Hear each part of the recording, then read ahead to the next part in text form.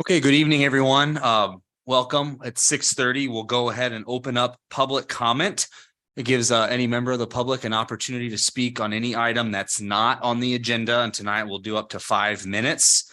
Views expressed by individuals during public comment do not necessarily reflect the views of the city of Fremont, have not been verified for accuracy by the city. As a reminder, city council and staff are not permitted to respond to comments or questions during the public comment period in accordance with Fremont Municipal Code Section 2-103. Again, public comments will be limited to 5 minutes per person, shall not contain topics included on this evening's agenda. So we'll go ahead and if you do plan to speak, please come into the front and sign in. I will call on you, and there's also comment cards in the back as well. So we'll have between now and 7 o'clock.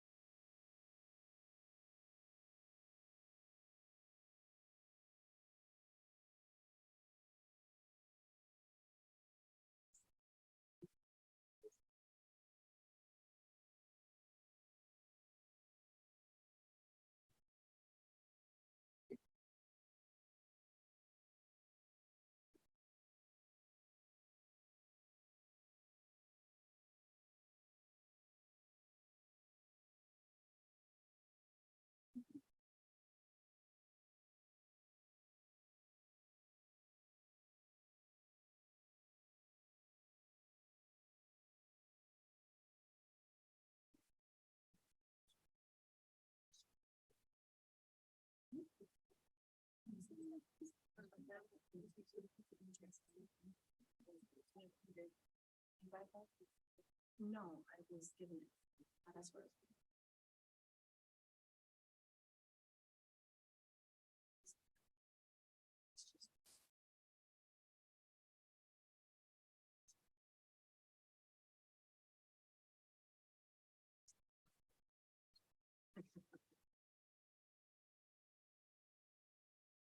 hairdresser does a lot of textures, which makes it all different lights.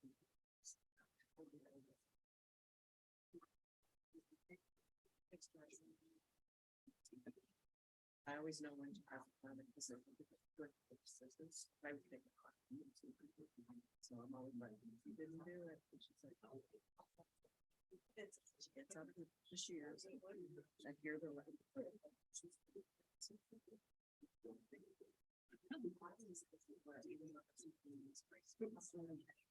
I've had her sometimes do the point.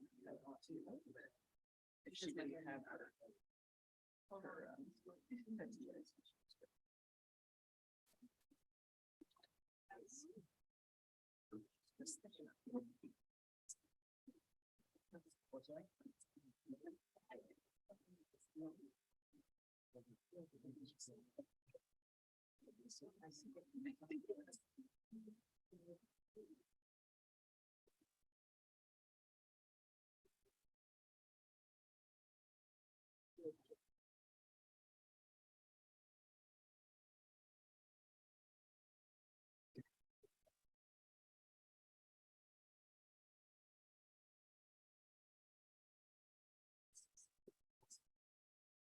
Hey, Tyler, that staff memo on the, solid waste consortium, I think that's the only thing.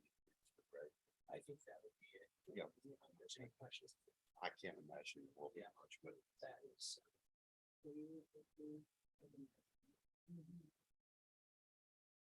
Okay. Yeah.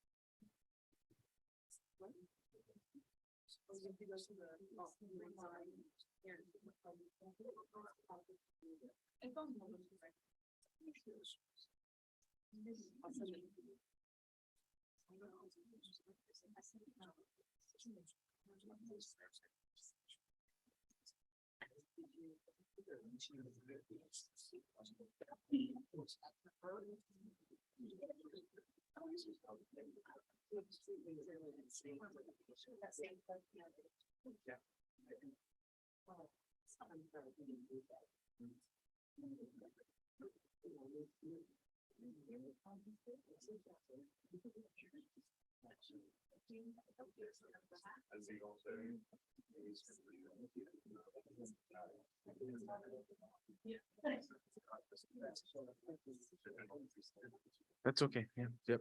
You got it. Fine.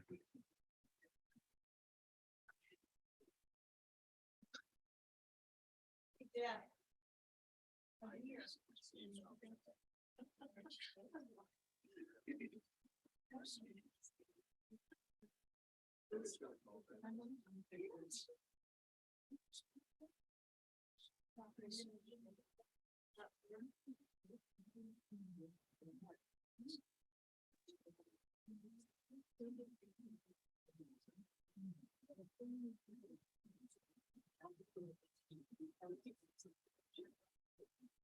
Go ahead.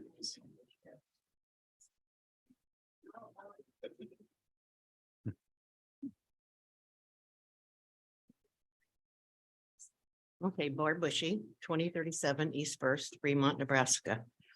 After the last meeting, I received positive messages and comments. And I was asked a question after that meeting, why I was so passionate about youngsters. being educated in regards to not only medical terminology, but the dangers that they may be confronted with. Although I don't have any degrees, I have many life experiences. My parents were divorced when I was 4.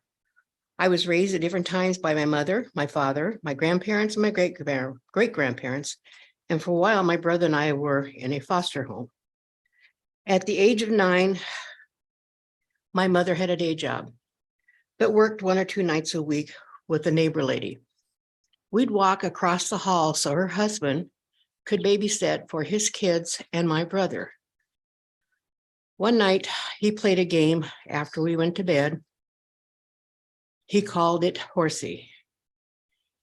He ran around the apartment naked. Neither my brother nor I said anything out of fear. 20 years or so later, my mother told me that he had been convicted and sent to prison for molesting his own children. The guilt I felt at that time was almost unbearable. But at that age, we didn't know what to say. I had blocked all memories of this incident out of my mind until Sunday evening, and I guess that's why I finally decided to speak up. Last meeting, I did talk about an incident at a movie theater when I was 11 and it was the 10 Commandments of all things. I had been confronted by an escaped sex predator from the state hospital. When I went back to my dad's, I never said a word. I didn't know what to say. I didn't really know what the man had done. Thank heaven for the lady behind me. When the police called my father, Dad said, "Bobby, why didn't you say anything?" I didn't know what to, and I felt guilty. I thought I had done something wrong. And in essence, I hadn't. I was, at the age of 13, I woke up to a family friend with his hands in my pajama top. By then I knew to yell, "Stop." Still, I didn't tell anyone. Again, I wondered what I had done wrong. These things happened 63 to 67 years ago. I had done nothing wrong. Again, our youth today need to know their medical terminology and precautions to be aware of so they can confide in someone and not feel the guilt or embarrassment, as I did, of discussing it for so many years. And I did. I mean, it took me a long time and age and there again, life experiences to realize I had done nothing wrong. I was born in 1947 and such discussions were rarely, if ever, discussed. I don't blame anyone for this. It was just the way things were then. It's a different world today. And I don't think you would want your child to experience what I or many other children probably did way back then. Thank you.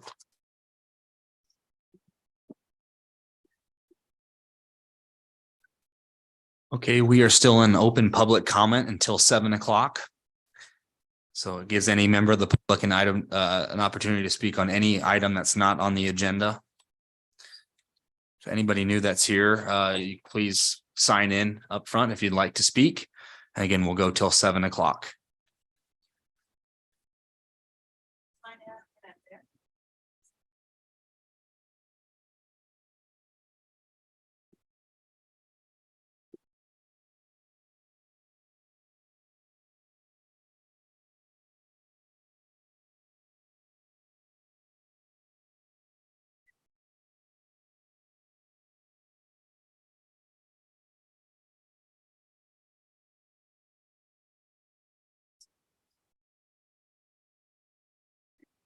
Sandra Murray, 1745 North Knight Avenue.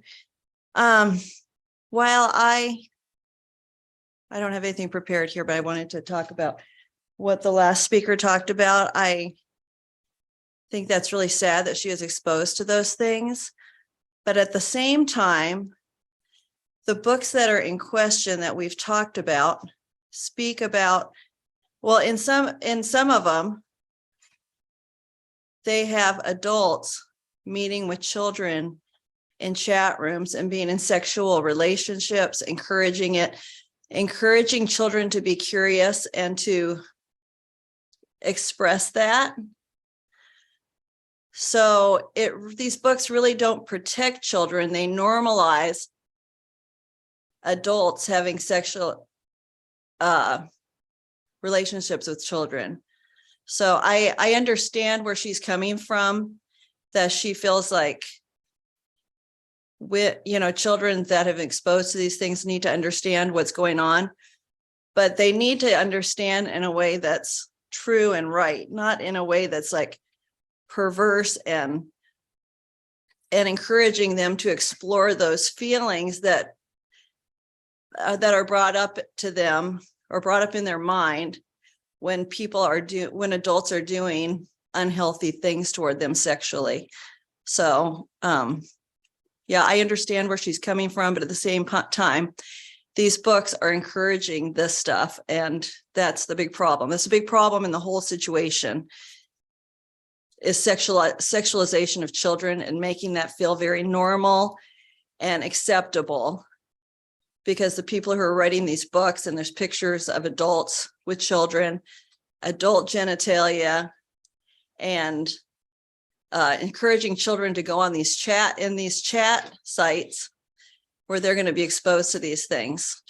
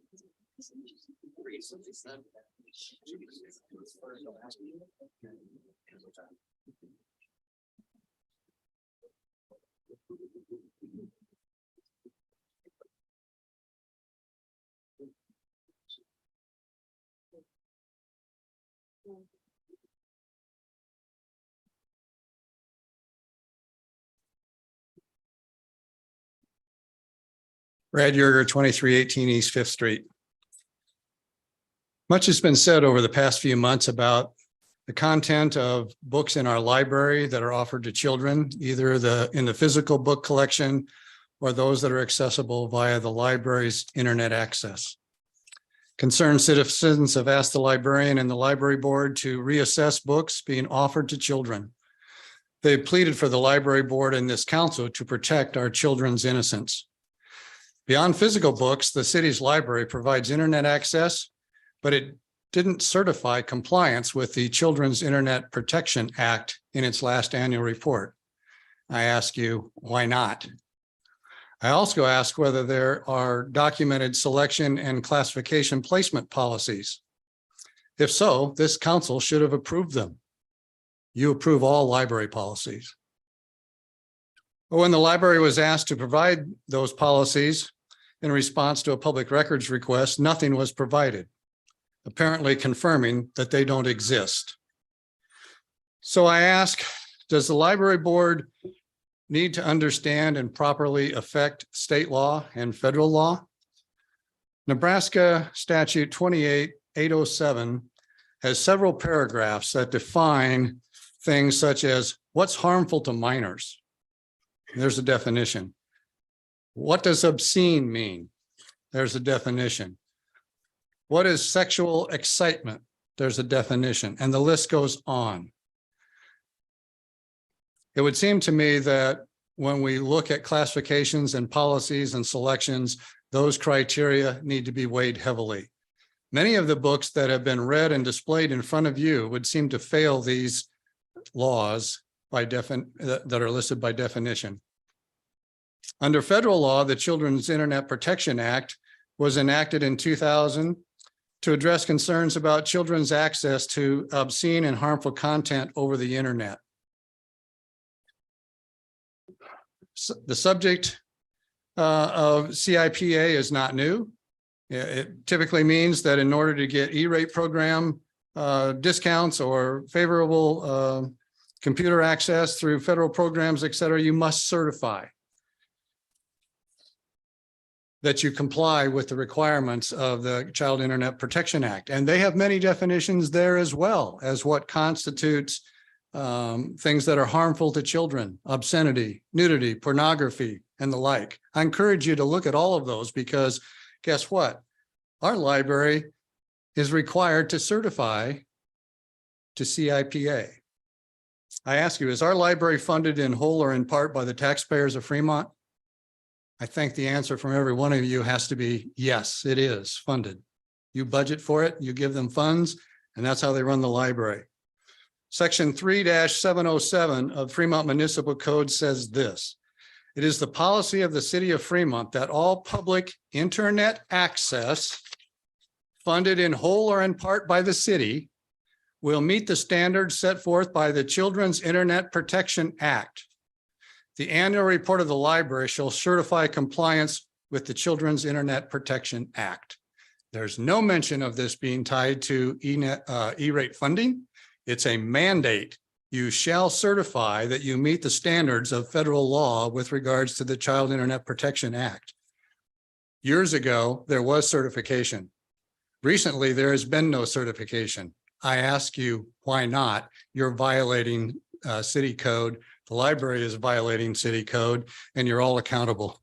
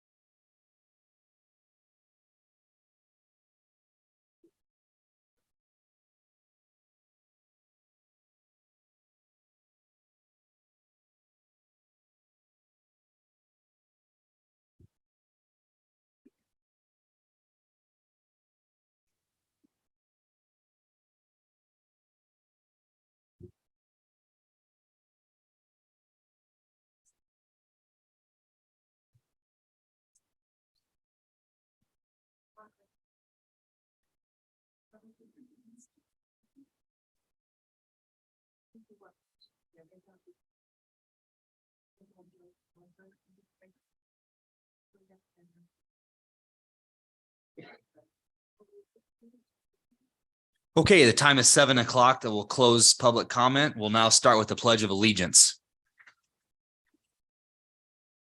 I pledge allegiance to the flag of the United States of America and to the republic for which it stands, one nation under God, indivisible, with liberty and justice for all. I'll go ahead and open up the Board of Equalization meeting and call it to order. The Opens Meeting Act is posted on the rear wall next to the agendas. This time we'll have roll call. Please vote for roll call.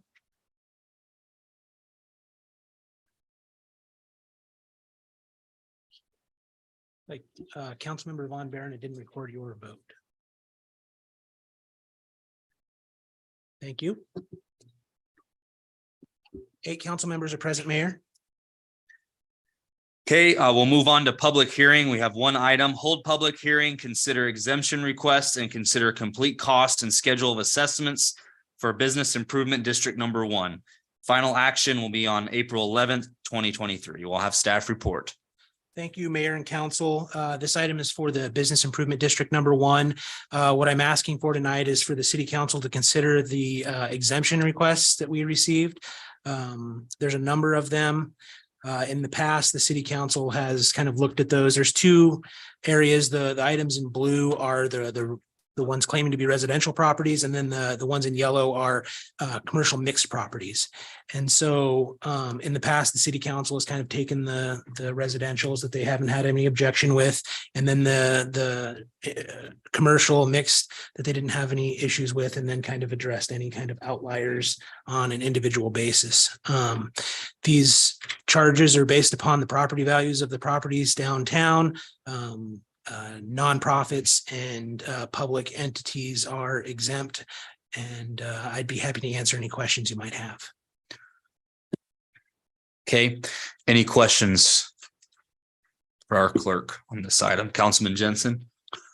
I was just going to ask about the Grace Presbyterian Church. They were approved at 30% last year, and they're asking for 50% this year. What was the change there?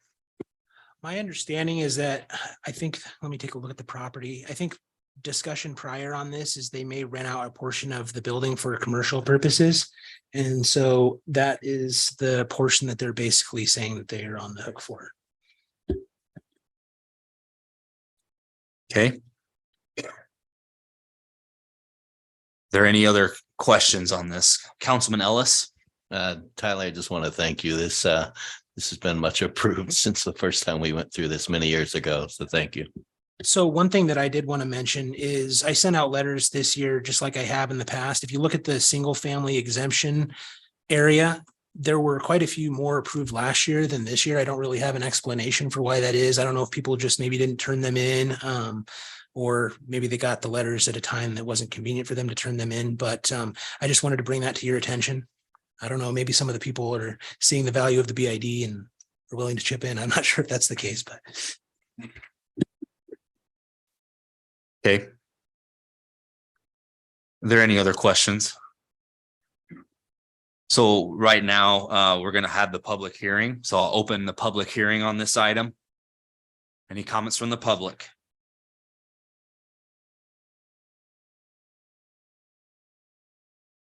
Brad Yeager, 2318 East Fifth Street. I just would like to make sure that I understood what the clerk just said with regards to the tables in 2023 that are marked NA. Does that mean that they did not apply for an exemption this year? You only had 3 that applied in the single family exemption, and you had more in the mixed use, but maybe you could re-clarify for the council exactly what that column means when you marked it as NA. I think I understood, but I hope they did as well. Not applicable meant that I didn't receive a response for an exemption in the mail returned to me. And so there were, quite a bit more than that I'd requested in the past that didn't request this year. And I don't completely understand why that is. But we're having the public hearing here tonight. And so if there's anybody who does own one of those properties, the hearing is tonight and then also at our next meeting as well. So. Okay. Okay. Any other comments from the public? Okay. All right. So any additional comments from council on this? The motion would be just to continue the public hearing to April 11th. Councilman Jensen. If there's no further comment, I'll make that motion to continue to the public hearing. Okay. Councilman Sukram. I'll second that. Okay. Okay. Cast your votes.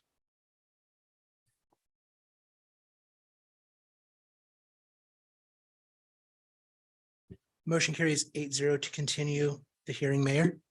Okay. Thank you for your work on that, Tyler. On the blue and yellow sections, if we could get a motion to either approve, if you're fine with all of them, approve all of the exemptions, or approve the blue and then, the residential and then the commercial portions of that. So then what I would be able to do is bring back the spreadsheet with accurate information for approval on the 11th. Okay. So we continue the public hearing so we can have an action on those items. Is that illegal? Are we good with that, or can we have to move the whole item? Yeah, let's do it Okay, Okay, okay. okay. There's no other action on this legal.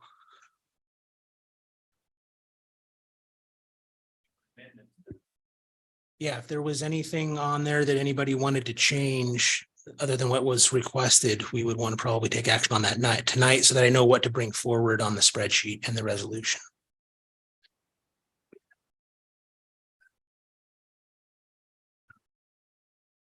I don't think anybody had any changes for what was presented. So, I'll take that as the exemptions are, okay to go forward. And then at the next meeting, I will have a resolution and the spreadsheet that reflects that. And then the city council can take action on that.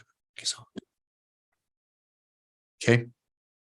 Take a motion to adjourn the Board of Equalization meeting. Councilman Sukram, I'll make that motion. Councilman Jensen, Second. cast your votes.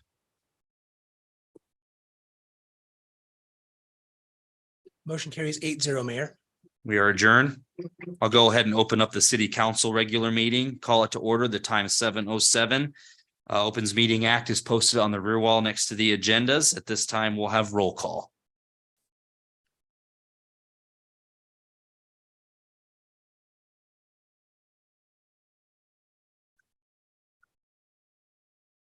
Please vote for roll call. Thank you. 8 council members are present, Mayor. Okay. Okay, we'll moving on to mayor's comments. Tonight, I have two March service awards. Both have given 15 years of service to the city of Fremont. The first would be Stephen Bayring, 15 years of service. Stephen has been with the city of Fremont as a police officer since 2008.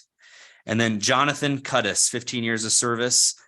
John's been with the city of Fremont as a maintenance worker too since 2008. And I believe John is here. Let's give him a round of applause for 15 years.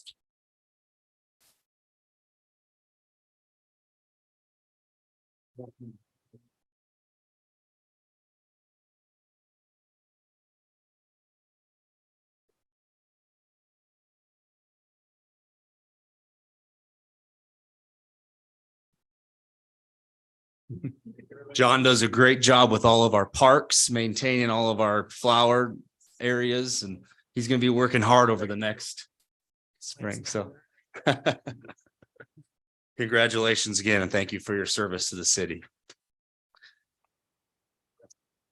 Okay, we'll move on to item 1 is a motion to adopt the current agenda for the March 28th, 2023 regular meeting. Are there any changes to be made to the agenda? If there are no changes, I would take a motion. Councilman Jensen, I'll make the motion to adopt the current agenda. Councilman Sukram. I will second that. Okay, cast your votes to approve the agenda. Motion carries 8-0, Mayor. Okay, moving on to appointments.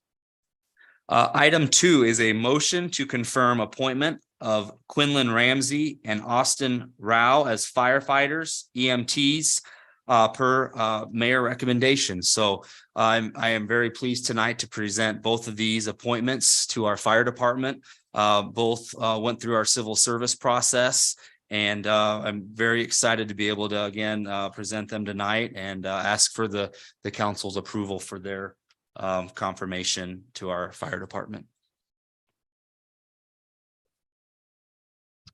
Councilman Sukram. I'd like to make that motion. Okay, thank you. Councilwoman Ganem. Second, All right, cast your votes.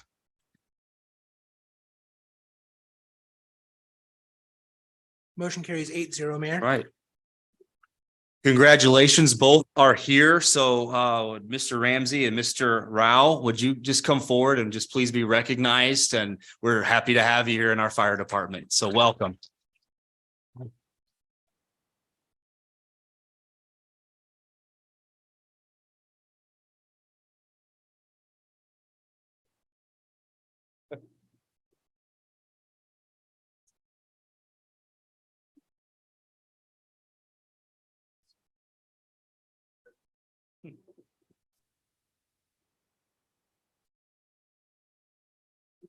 Great looking suits, guys.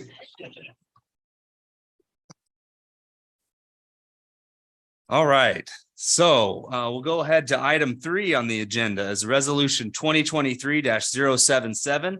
Accepting and approving the appointment by the mayor of the initial members of the Port Authority Board of Commissioners. So this is my item tonight. It is again, I'm pleased to be able to present our 7 initial members of the Port Authority Board of Commissioners. On February 14th, we were designated one of the 5 inland port authorities authorized by the state of Nebraska. And so that set off a 60 days to where I needed to find our initial board of commissioners. This has been a over 2-year process to get to this point, to be able to be designated. We applied back in October of last year. And so again, I'm excited to be able to present the slate of commissioners. We have Governor Dave Heineman, Fred Mitty, Steve Pribnow, Paul Vaughn, Jennifer Grunke, Joe Sajovic, and Christy Fiala will be our 7 initial members. I think it's a very good board with a lot of different experiences and skill sets, not only in government, but also in education and nonprofit in the business community. So I think this is they'll do a great job to begin our Inland Port Authority.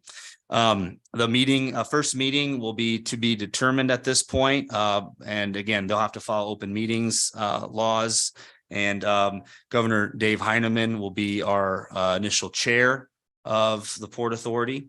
And so again, I'm excited to be able to present these 7 and excited to see what this new Inland Port Authority and the development around this will bring to the city of Fremont now and into the future. So I would take any questions from the board and from the council.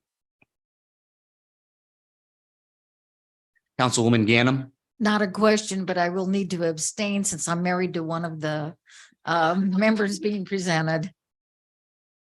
Okay. Are there any other questions from the council?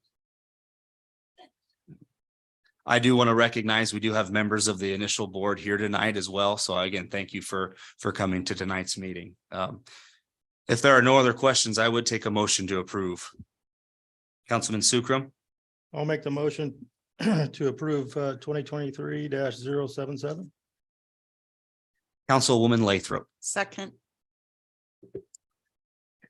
Cast your votes.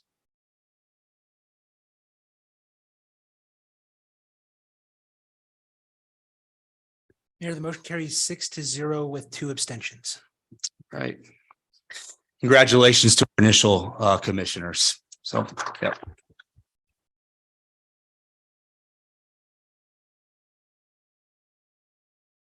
Okay, item 4 is a resolution 2023-078 approving and confirming the appointment of the city engineer, public works director as Justin Zetterman. Again, it is my privilege tonight to present Justin Zetterman as our new city engineer / public works director. Justin has served as in the interim role. And so we did go through a process to find our next public works director, and Justin rose to the top, and appreciate all of his efforts so far to continue to move Fremont forward with all the projects that we have to work on. So again, I'm excited to be able to present Justin as our new public works director, and I'd take any questions from the council on that. Okay. Any questions? There's no questions. I would take a motion. Councilman Jensen. I'll make the motion to approve resolution 2023-078 to approve Justin Zimmerman as our city engineer, public works director. Councilwoman Ganem. Second motion. Cast your votes.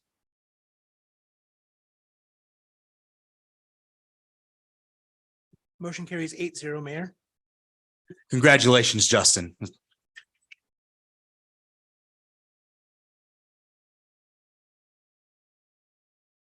All right, we'll move on to item 5 as a resolution 2023-050 approving the 2023 City of Fremont 1-year and 6-year street improvement plan.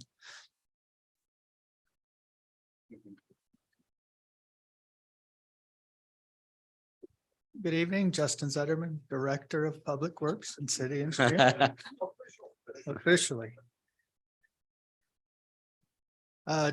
Tonight, bringing back the 1 and 6 year plan that we spoke about last week. Didn't quite make it a top 10 list. So I've told some of you before I get a little wordy, so I got a little over 10, but tried to just go through the projects that we're looking at doing this year, and the ones that we're hoping we can find the means to get done next year. And so that was in the second part of the staff report. And I can be happy to go through them right now or answer questions. However, we do this, whatever helps you guys out the most with this. Councilman Von Baron. Hey, Justin, first of all, congratulations. Thank you. Well earned. Just at the last meeting we did, and was one of those who didn't, I should have probably called you and checked, but we asked for a prioritization of some kind. I know it's a little bit of a jumble, but is there a way at some future point you can help us to understand the ABs, the real priorities versus the heartburns? Sure. Well, if on the staff report, I kind of laid out a list starting with our 2023 projects, Bell Street, Lincoln, Right. our panel rehab, and then some other ones that we'll try to fit in. And then starting at the Deers 8 turn lane improvements, that would be what we're most likely thinking for next year. I'm not sure we can fit that into this year's budget, but if we can, we'll get that done. That has to be done before the school opens in 2024. Okay. That was part of the agreement we made with them in the subdivision agreement. So whether we can fit that in at the end of this year or 2024, that's a high priority. Broad Street, we have a lot of money coming from the state. The relinquishment should happen in June is what they're thinking right now. And so we want to have that ready to go for 2024 construction. So we can get as much done, if not all of it, in that year. The next year would be the Claremar project that was discussed at the meeting. We have started doing survey work out there. Got a little wet after the snow. So probably a few more days before we can get back out, but we're doing survey work to do our best to have a design ready to go this year so that we can bid it out for next year's. And then our other kind of our annual overlay project will be First Street from Bell to Main next year. The last two listed on that first page are grant opportunities that we're going to pursue. If we're able to get a CDBG grant for improving some more of the sidewalks in the Washington School area, then hopefully we can move forward with that. As well as we will look for a grant to try and pave the Fever Trail from basically from Summers up to 275. So that's kind of our priorities for next year. So this year we have several projects that are under contract and going forward, and you've approved all of those. Howard Street, I have someone who's requesting a petition to get that built. If that goes through the street improvement district process, then that will fall into this year's or next year's efforts. The signal at 275 in Downing was damaged with the floods. There are still some issues. If you ever drive through there, you'll see that it just slowly signals through every single one of the phases because we can't set it up to detect cars. And so we're looking at, we can simply fix that one portion of it. Then we have some equipment that's in the ditch, and if it ever floods again, it's at risk. So do we want to spend money to get that up? So it's kind of a 2023. Let's see where the budget is as we get closer to July or so and see how much work we can do if we just want to get it running or make it resilient. So. Regarding the Claremont Railroad. Yeah. That's one I'm familiar with because it was going on at the same time we were concerned with Central Park. Is that is there any way to move that up in priority? That's gone on for a number of years. It is a priority to get done next year. That is our goal. Okay. So this, like I said, we've started doing some survey work. We had some past survey work. The first question is, can the drainage be fixed? I don't know that we have an answer definitively says, yes, we can. Here's where the water's going to go. So we have to figure that part out first and then start working on the design of the road to make it work. Okay, so we don't have the documentation in place to get it done. No, and with the viaduct, we'd be closing streets on either side of that development. And that would be a lot for this year. Okay, thank you. Councilman Ellis. First of all, Justin, congratulations on your appointment. I've been sitting in council for quite some time now, and it's pretty notorious that we have a long list of projects, but Yes. at the end of the year, it comes back pretty small of what's been actually completed. Mhm. And again, I'm not casting anything. I'm just trying to figure out what is it going to take for your department to expand and get these done, in the time that we've allocated. Well, the one big thing it's going to take is I will use more consultants when we need them. We won't, hopefully we'll be able to hire a fifth person. That will make a huge difference. But for us to get through 5-6 projects a year, we're going to have to rely more on consultants for design and help with construction. And that's the first place I'll be going. We have several RFPs that we'll be sending out Okay. to get that help so that we can get more done. So you currently just have one opening in your department? That is correct. Okay. Thank you. Okay. Any other questions at this point? Okay. All right. I'll open up the public comment on the public hearing for this item.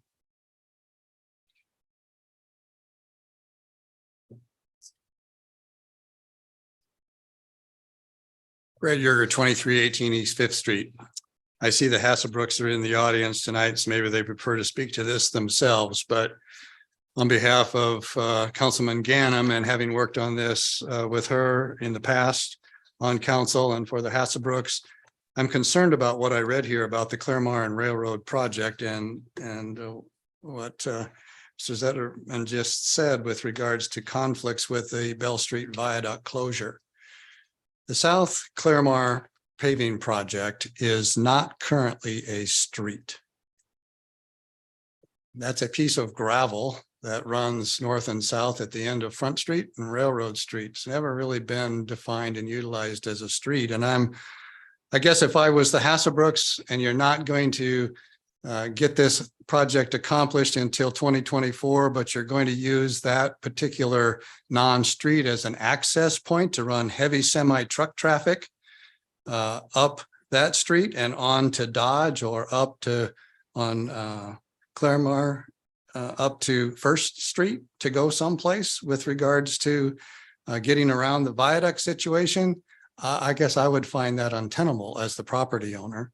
And I find it sort of untenable as a former representative of the citizens in that ward to think that we would be putting heavy truck traffic on those streets, Dodge and Cummings and Claremar and First Street, in order to get around the Bell Street Viaduct bypass. I know that it was said in an earlier meeting, you'll be getting some sort of a detour reroute plan. I don't know what that is, but if this project is being continued till 2024, so as to not conflict with the viaduct project, it sounds like the reroute or detour is going to include that section of road that's yet unpaved. That's really not a street today in city streets. So I'm concerned that we do things in the right priority here. I know they've waited a long time. Thank you, Councilman Von Baron, for raising the issue again. They have been waiting a long, long time to get this project done. And to think that they have to wait for the viaduct reconstruction because we're going to force traffic onto that street and make the matters even worse before they get better just doesn't seem like the right thing to do. So I encourage you to really look hard at whether or not that project should be moved up. I think the survey work has been done over and over and over again, and Hasselbrooks can probably speak to that best themselves because they paid for a lot of it. But nevertheless, it seems to me we study all of these things to death before we can get them done. I encourage you to keep that as a high priority for completion this year and to not let the Bell Street Viaduct impede on getting that done. Thank you.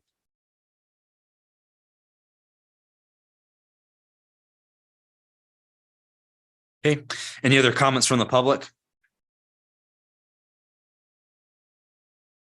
Okay, I'll close the public hearing. Additional comments from council? Councilman Jensen? If there's no additional comment, I'll make the motion to approve resolution 2023-050. Councilman Vaughn? I will second. Cast your votes.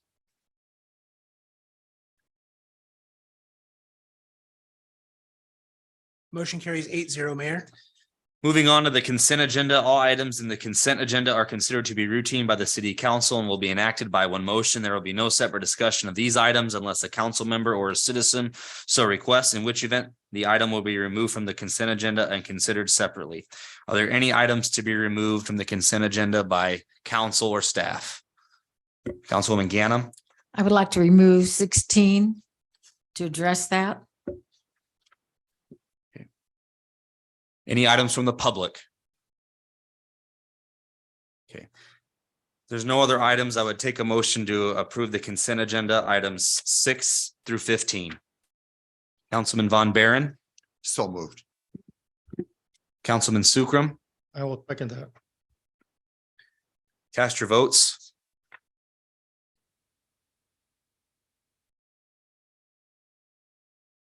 Motion carries 8-0, Mayor. Item 16, Councilmember Ganem, item motion to receive reports from the library to the Library Advisory Board from their March 20th, 2023 meeting. I'll turn it over to Councilwoman Ganem. Thank you. At the March 20th meeting of the Library Advisory Board, staff did present information that I thought would be good to be shared with public, and we need to do a good job of educating. From the board agenda, I've attached the instructions, parental controls for the Overdrive or Libby online materials website, and also statistics covering the full physical collection, showing the percentage of children's and young adult collections that have certain keywords associated with books that were presented at meetings. I have had, I figured both attachments address the question of balance in our library and the concern that kids can just read the books from the internet anyway. I've received a few questions, and I would like to ask library staff who made the statistics just to explain briefly, the process to gain the data, and then to ask the question, what key words did you use? Those are the questions I've received and wondered if I could call Dorit up to answer those questions. Okay, well, somebody from the library staff be willing to answer those questions. Yeah. Okay, please state your name and address. My name is Dorlissa Beyer. My address is 842 North Michael Street, apartment E in Fremont, Nebraska. So I am the library assistant. I am a library assistant too at Keene Memorial Library, and I work as the cataloger. I am here to explain how I got the statistics in front of you. The computers at Keene Memorial Library use a program called Horizon, which hosts a digital record of our physical materials collection. The records include both the items at the auditorium and those currently in storage, which are invisible to the patron catalog. That was done on purpose to be less confusing to patrons looking to see what is in the library now. Starting with the LGBTQ+ books, I first did a general keyword search of all the young adult titles. This kind of search looks at the title, authors, subjects, book summary, and any content notes for the given keyword from the acronym LGBTQ+. I created a list of the titles returned by the search and then repeated this with a series of keywords related to LGBTQ+ subjects, and then added those titles to the list. Next, I used a subject keyword search function which specifically searches entire subjects to see if any part of the subject contains the keyword being looked for. I selected all subjects found and exported those titles to my list. I excluded some authors with the last name Gay and a character written by an author with the last name Gay, as I didn't want unrelated books included. But for all other subject searches, I selected everything. I did this for 35 terms that might be commonly searched when looking for books on LGBTQ plus subjects. I removed any duplicate titles from the list I had created and found the numbers you see on your spreadsheet. I repeated the process, this time limiting the search to the children's materials. After I finished with the young adult and children's LGBTQ plus books, I looked at what books in the young adult and children's collections contain subjects about sex instructions. I did this using the same searches used for LGBTQ plus, this time using the terms sex instruction, sex education, and sex biology. After getting the list of titles, I repeated the steps from earlier to get the numbers shown. Finally, I repeated this entire process looking for books with Christianity themed subjects. I did this for 20 terms likely to be searched. I am here for any questions that you may have. Okay. Any questions for library staff? Councilman Ellis? You said we use the Horizon Library system. Does this used is a common system that's used throughout a lot of the cities in Nebraska? I am aware of several cities that use it. I don't know for sure how many. There are several different. Actually, can I throw it the question to Laura? I think she might know a little bit more specifically about that. Laura England Biggs, Library Director, Keene Memorial Library.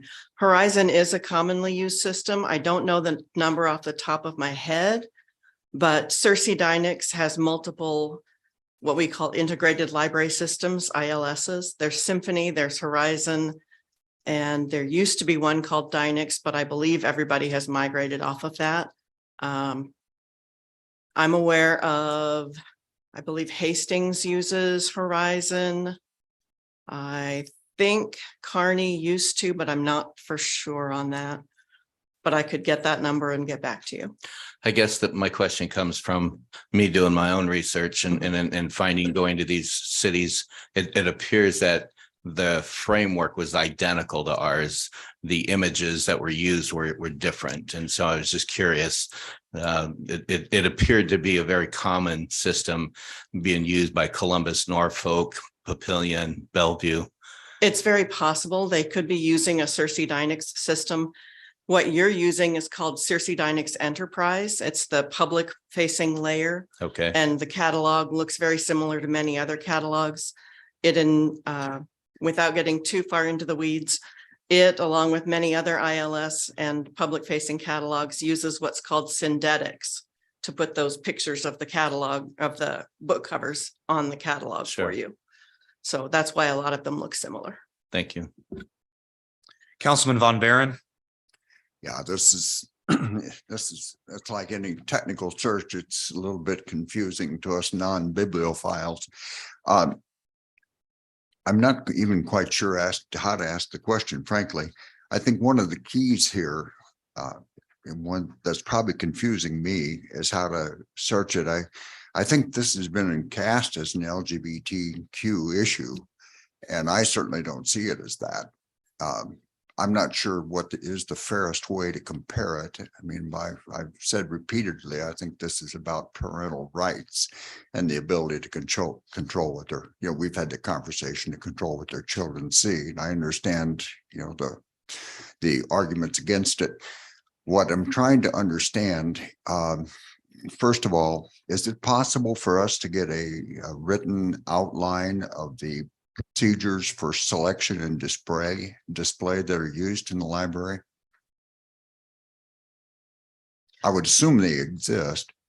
There are selection policies in the policy manual. There's no written procedure because it varies from book to book how we make selections. Okay, one of the people in my ward asked an interesting question. Are all the New York Times bestsellers selected for this purchase and display every year? I can't give you an answer on that. I'm not familiar with the list. Well, I again, don't have time to read it, so. it may be because I'm not familiar, but it seems like if we're selecting books that have appeal on a wide basis, that would be one of the first most basic starting points.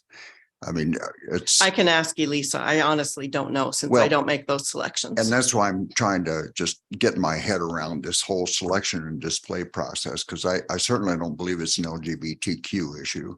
I think it goes much broader than that. And primarily, this is not just Fremont. This is going on in a number of cities. I've had a friend who was very involved in the OPS when they were very concerned. It's what's called the obscenity exemption, that libraries and schools in Nebraska are basically exempted from displaying materials that would not be allowed in other areas, even to the point where and I'm not targeting you, Laura, right now, but these are general comments to the public. But to the point where a highway patrolman met him across the street from the school, and he had exhibit materials in his hand from the meeting. And he said, and he was making a case, but he said, if you show these to a child in school, that's allowable. If you show these on this side of the street, I will arrest you because it's a violation of the obscenity laws. And so I'm trying to be fair to the library. You guys have a difficult job trying to balance all of this, but it's very confusing and very difficult for those of us to understand. There might be better community understanding if we understood the selection and display policies and the process that's gone through. It's a nebulous area, and it continues to be fought in states like North Dakota and Iowa. And there's legislation in in our own unicameral right now to eliminate that exemption. And so it's become a real public concern, not just here in Fremont. So that's the end of the lecture. But bottom line is there are situations like this that could be understood with just simple understanding. And sometimes being able to understand it from a person, the other person, just assuages a lot of problems. So if it's possible to quantify that and help us understand selection and display in layman's terms, I think that might be very helpful. So end of lecture. Okay. I thank you for listening. If I may, I would like to address Please. one statement. You said that it's not about LGBTQ, it's about parental rights. And I would absolutely agree. Yes. Parents have the right to control what their children read and see. The library does not disagree with that. Yes, and it's just a matter of whether or not the library is willing to work with the parents, because the library has control over selection and display. Correct. And that's where the conflict comes in. It's the question of do parents also have The any parents have level of control over their children, not every child. I understand. And Yeah. that's the conflict I think that's going to continue. Thank you. Okay. Councilman Jensen, Councilman Von Baron, can you turn off? Please? I'm sorry. Thank you. Go ahead, Councilman Jensen. I just had one quick question from a previous comment. Is our library in compliance with the Children's Internet Protection Act?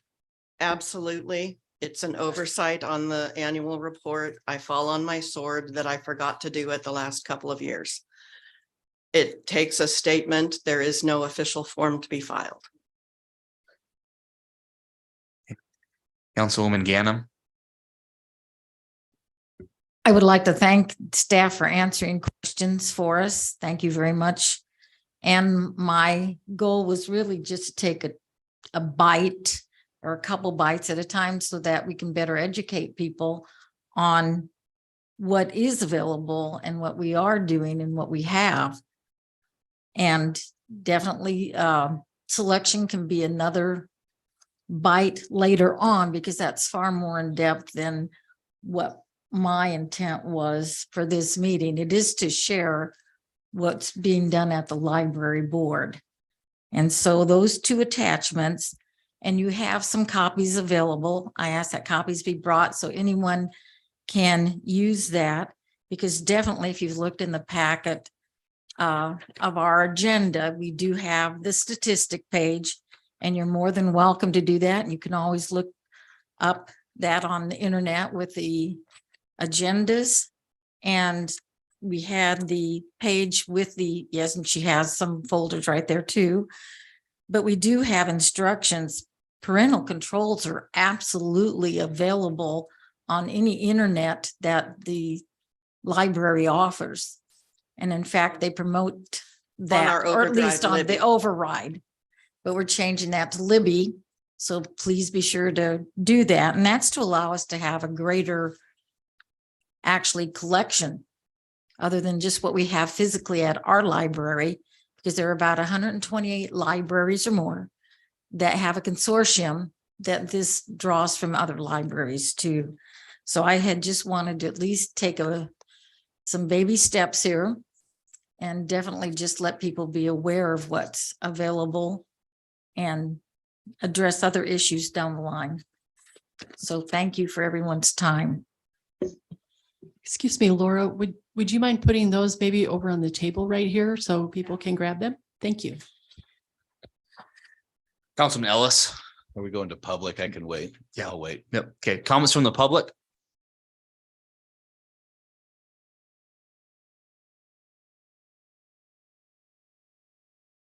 Scott Preston, 1717 East 12th Street. I'll start off by saying again what I finished with 2 weeks ago, is that I'm not a member of the Murray family. I think there have been continuing efforts to make this an issue about one family, and it is not.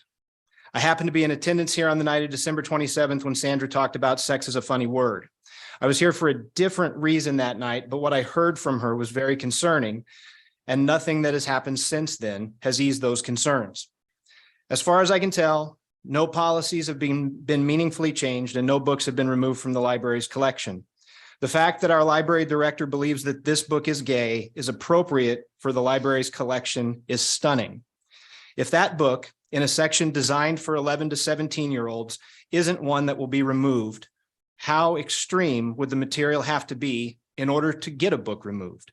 The bottom line is that if all requests are just going to be rejected by the director and rubber stamped by the board, that doesn't actually give parents a meaningful voice in the process. Now, pertaining to the materials in the agenda packet tonight, my opinion is that the Overdrive and Libby brochure actually does more harm than good for parents trying to protect their kids because it provides a false sense of security. The brochure says, are there parental controls available in Overdrive and or Libby so that I can control what kinds of titles my children see? Yes. And it goes on to give examples of how to limit the searches to juvenile titles, and the same could be applied to young adult titles. And that sounds great. But what the brochure doesn't tell you is that setting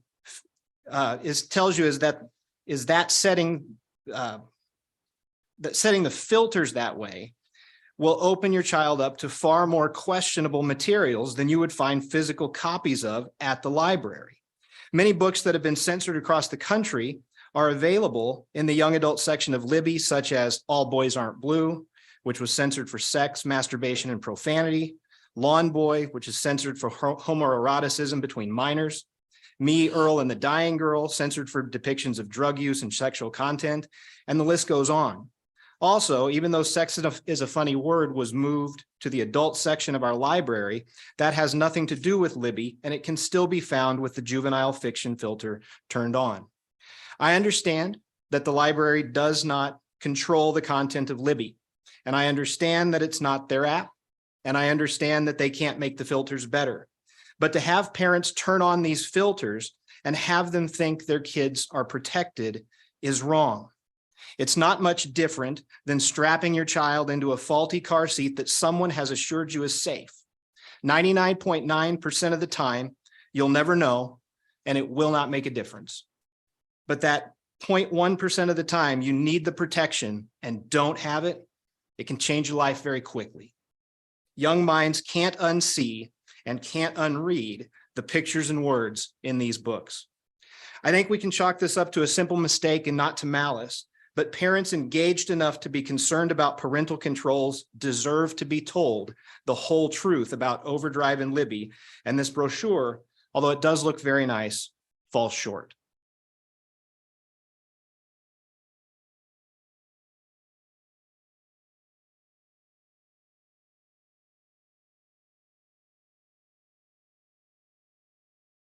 I'm Rhinetta Jepson. I live 1528 West 9th Street. And my opinion isn't important, but when making your decision on this, ask yourself, are you trying to please man, including yourself? Or are you trying to please God who made you and wants what's best for you and everyone? And that really includes all of us in this room. Just don't make a fool of yourself before God and man by choosing man. Man is evil. God is holy and pure and righteous. Choose who you will serve, God or man. That's all I have to say.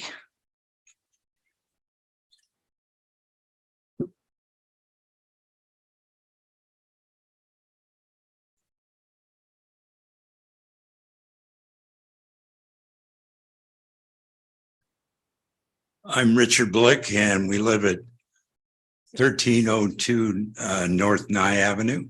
1602. Oh, so I'm sorry, 1602. I'm Shirley Blick, and we live together at 1602 North Nye Avenue.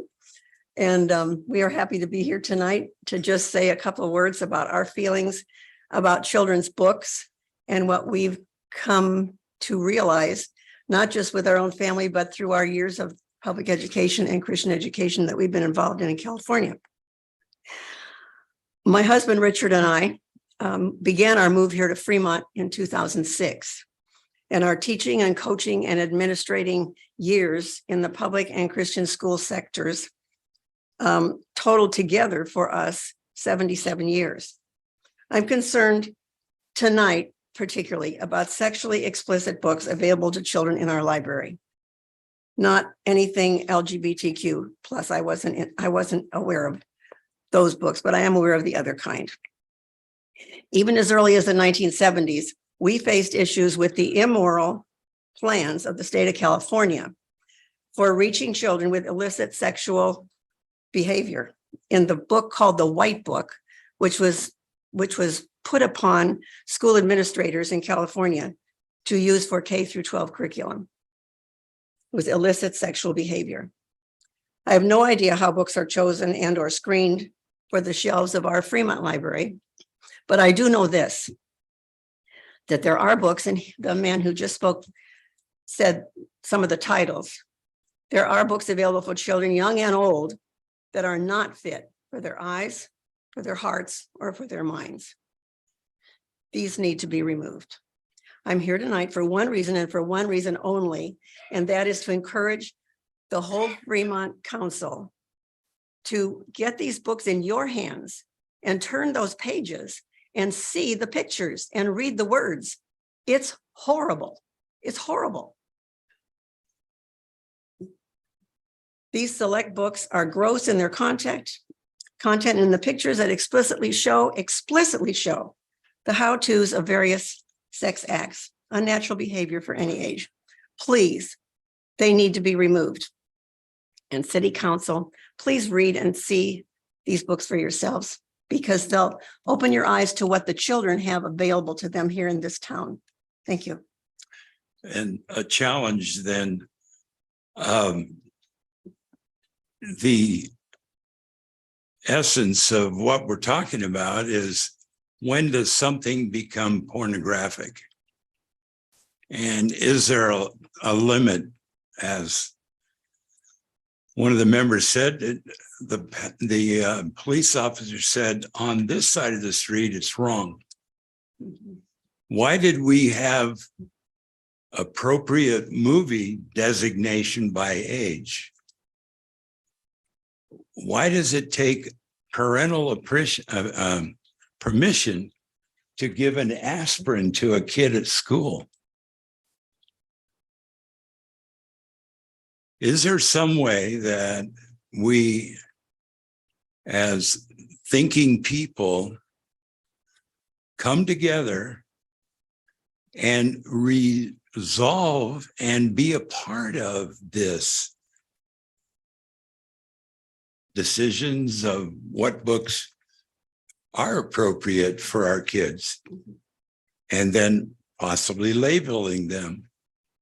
Anyway, it was a pleasure to be here and to share the time with you. Thank you.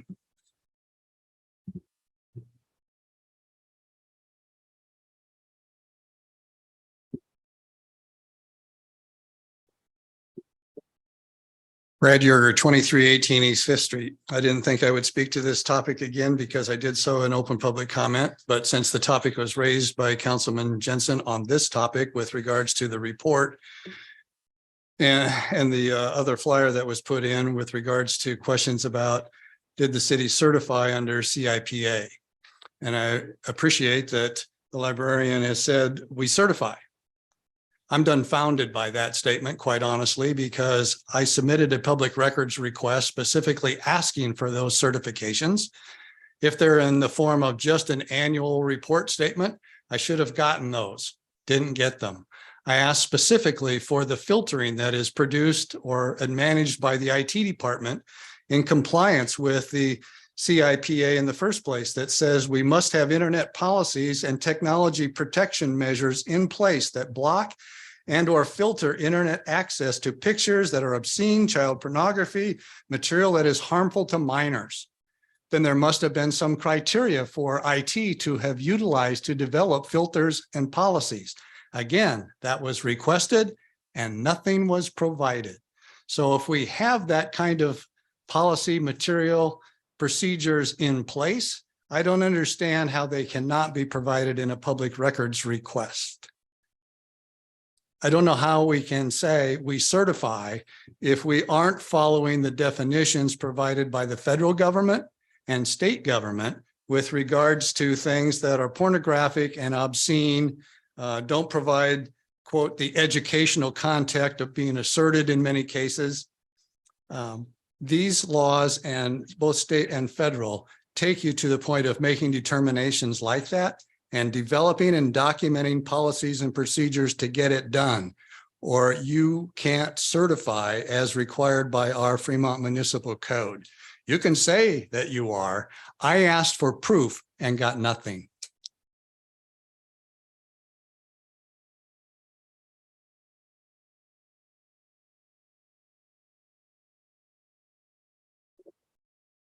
Good evening. Thank you for the opportunity to speak. My name is Karen Patterson.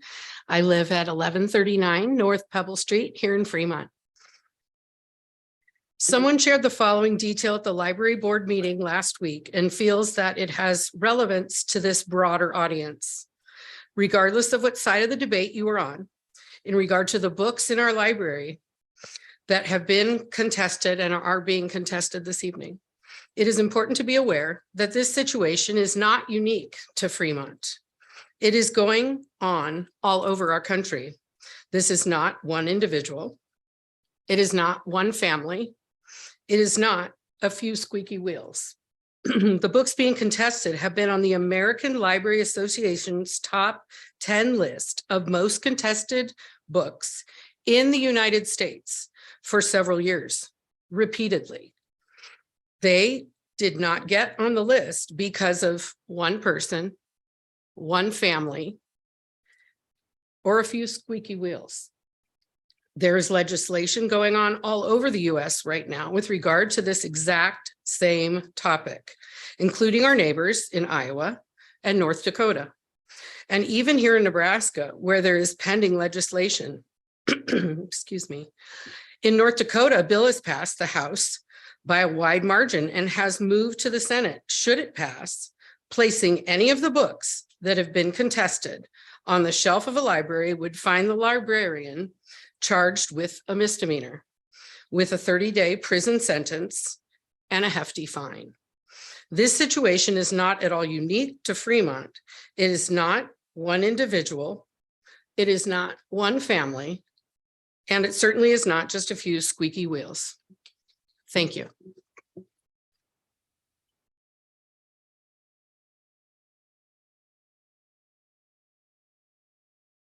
Any other comments? Okay, I'll go back to the item. Is there any action? The action would be to receive the reports unless there's additional comments. Councilman Ellis. I do have additional Yep, comments. sure. So again, I want to iterate that this is not just like the previous councilman. This is not an LGBTQ thing. This is not there's a deeper issue here. Like some of the stated, this is happening all throughout the nation.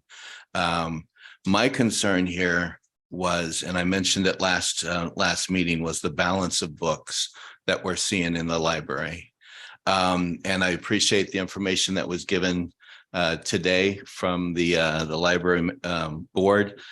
I would like to make public, and again, this is just raw data that I, as an individual, went through and searched on the very same keywords that they did. I tried to narrow it down a little bit so it's a little bit easier. And I just went through about 12 different libraries throughout the state of Nebraska. And there's just a little bit of glaring information here. So I asked that I can submit a document for the record. Okay. Councilman Von Baron. I would need a motion to accept the document. So moved, and I'd like to make a comment, please. Okay. Is there a second to accept the document?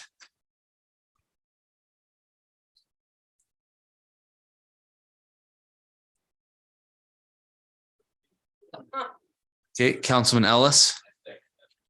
Okay, cast your votes to receive the document.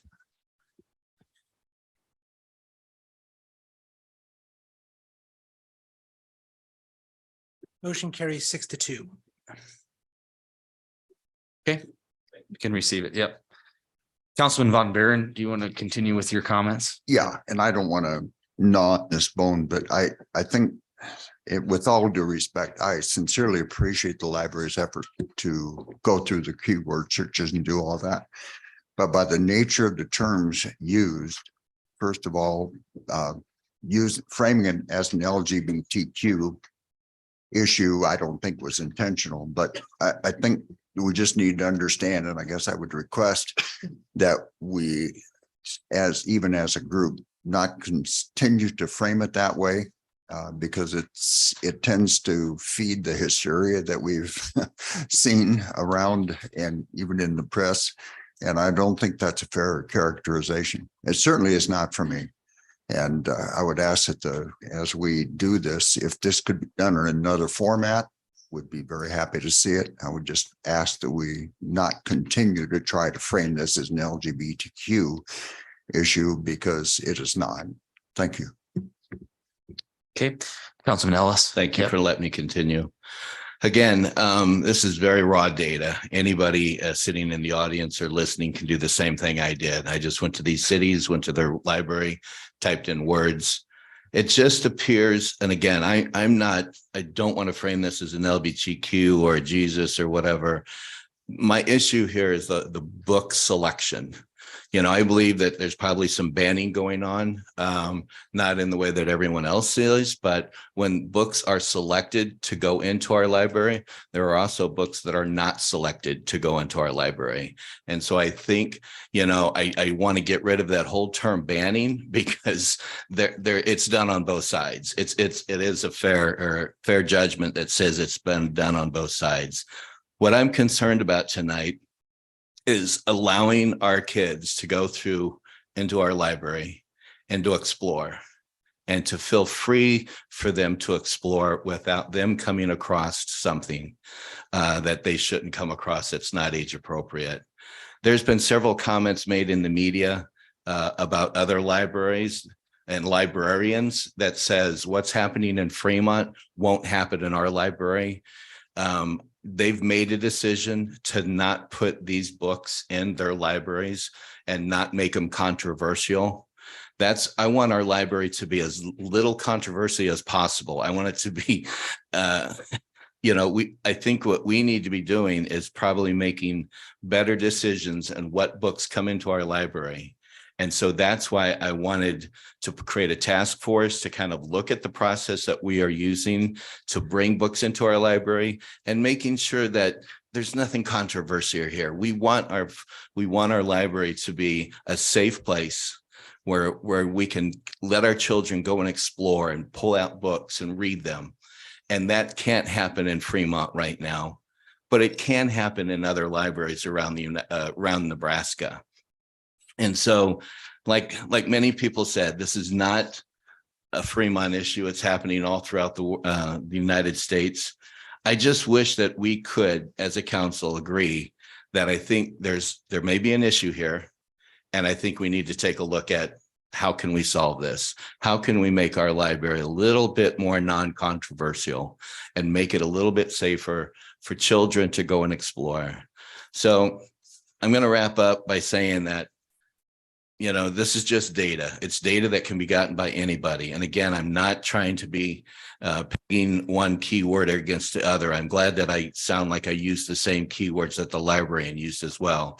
I simplified Christianity because Christian can be used in many terms. And so I thought I needed to narrow my scope down to just that. The mind-boggling thing is if you look at Fremont, compared to all these other cities, there's something different about the numbers here. And I think it's more concerning for the council to look at these numbers and realize that maybe there is something we should be doing differently than we're doing now in our book selection. So thank you for the time, Mayor. Okay. Councilman Jensen.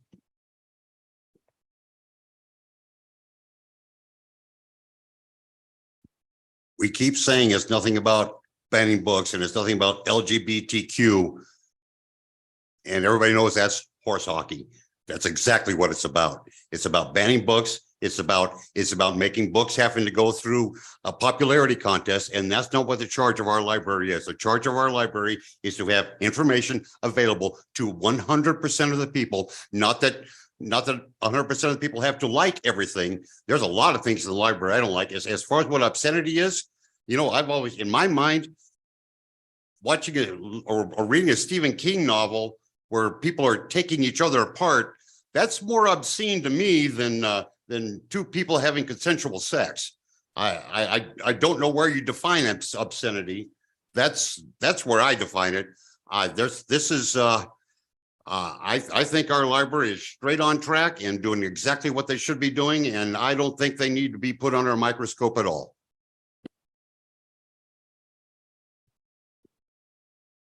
Councilman Vaughn. I would just follow up with some piggybacking off of some other comments that I've made previously, and just want to point out the fact that numerous trips to the library with my family and kids, we have yet to be accosted by a single book there, and it's up to the parents. Councilwoman Ganem. I'd actually like to move to receive the reports from the library and the library board meeting. Councilman Jensen. Alex, second. Okay, cast your votes.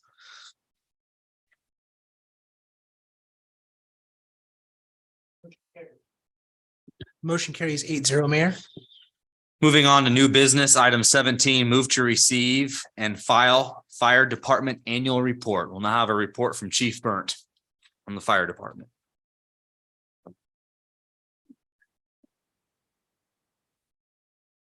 Good evening, Todd Burnt, Fire Chief. I'll just go over some brief numbers with you and I'll go over a little bit on our response times. Then I'll be happy to take any questions that you have. In 2022, we had total emergencies of 3,828. This is a 13.41% increase from 2021. EMS responses, we had 3,457 medical responses. This is an increase of 12.4%.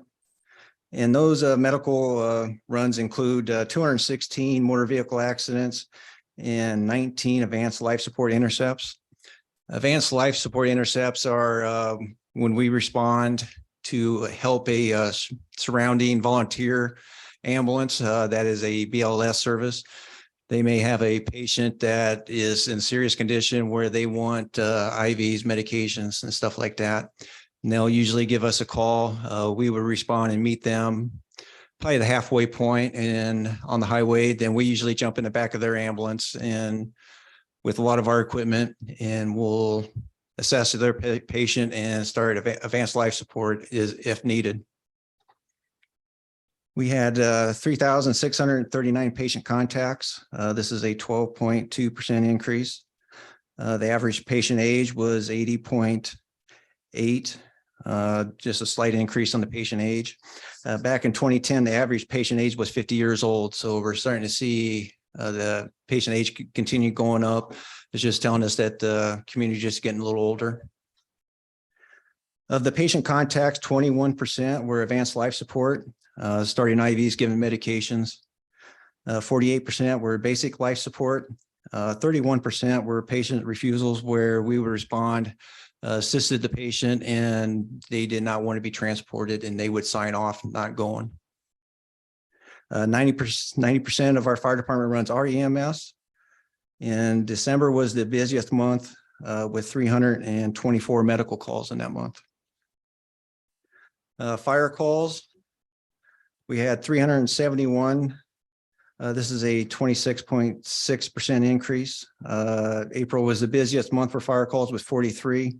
And April was also the busiest month for working fires. We had 10 working fires that month, which included 2 structure vehicle, 1 freight truck, 3 trash, grass, and others. We had 57 fire incidents that required extinguishment.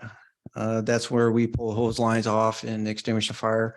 This is an increase of 35.7% increase from 2021. We did have 3 structure fires last year where we had the fire sprinkler system was activated, and it actually controlled the fire and stopped the fires from spreading prior to our arrival. If these apartments did not have them, it could have been something more disastrous. So, I mean, fire sprinklers did their job on that. 6 of our fires were intentionally set. Fire losses for last year was about $2.4 million. And some of the other fire calls that we went on is 144 automatic fire alarms, 33 smoke order investigations, 31 unauthorized burnings, and 28 hazardous materials such as gas spills. At fire calls, we had 3 civilian injuries and we had 3 firefighter injuries. For training, we had a little bit over 3,500 hours of documented training. For training, that includes a lot of our medical training. For medical training, we use Metro Community College for a lot of our continuing ed. And we also have sent people to ROCO in Baton Rouge for a lot of our rope confined space technician levels, because we're starting to see a little bit of increase in those type of calls. Callbacks for last year. Callbacks are as when we started getting into multiple emergencies happening at the same time, major incidents.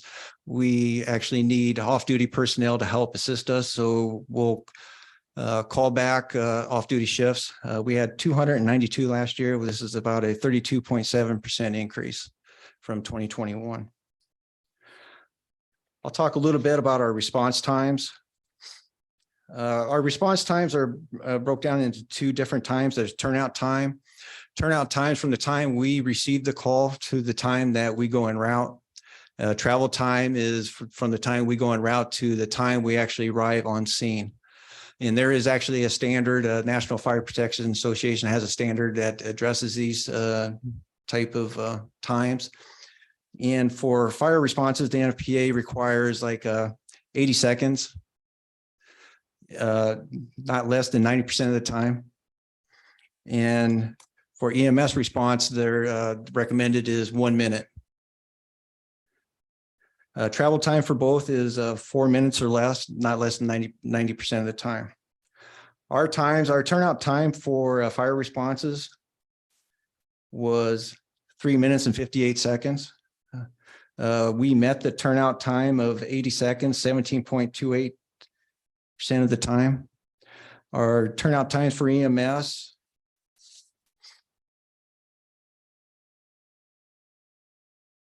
was 2 minutes and 57 seconds. And we met that 1 minute turnout time That's 60 seconds, about 8.67% of the time. Those are not great times. One of the things that I want to explain to you is even though on our downtime, we are actually doing a lot more other things. We got training. We go to businesses and do fire pre-planning. We do our own yard work, snow removal. We do every fall, we have to test our fire hose where we have to put it under pressure, and that's a several day project. So we actually, that's when we do get a call, there might be an extended period of time because we're actually doing other things. So that's probably why those times are not all that great. When you look at our travel times for a single station department, those times are actually not too bad. You look at the fire time, we met that 4-minute response about, I think it was like 65% of the time. And for EMS, about 78% of the time, we met that 4-minute response. I think that's, since we're such centrally located, and I think for a single station department, those times are actually pretty good. And if you have any questions, I'll be happy to take them. Councilman Jensen. I just had a question on I said the callback numbers were up 36%. 32 from 2021, 20. Yeah. I guess how accurate is, I mean, 2020, 2021, those were very different years than a lot of years before and after. Was that? Well, over I'm going through the COVID thing. Was that, I mean, were the numbers those years very low to where your elevation might be looking higher than it actually, you know, if we're going back to normal, I would not consider 2020 or 2021 normal by any stretch of the imagination. Well, we've seen significant increases in our call volume over the last couple of years. And once you start seeing those significant call increases, you're going to see the callbacks. Callbacks are actually going to increase. We're averaging over 10 runs a day right now. Mm-hmm. So there's times where you get 2-3 runs. There's times we had 5 runs going in within 45 minutes of one another. So it's as our call volume goes up, our callbacks are going to go up. Sure. Then another thing, as we hire these 6 new firefighters, and that'll give us additional people at station where we'll have people for that third call, EMS call, when it comes in. We are multiple times getting where we get triple calls coming in, and there's no one for that third call. So we have to initiate a call back to take that third call. And once we get these 6 people, that'll give us additional 2 people at the station. So our callbacks, we should see a decrease in our callbacks once these 6 get hired. Councilman Sukram. Yeah, I had a question about your callbacks. So when you do the callback, do you get the amount of people you need back for the help?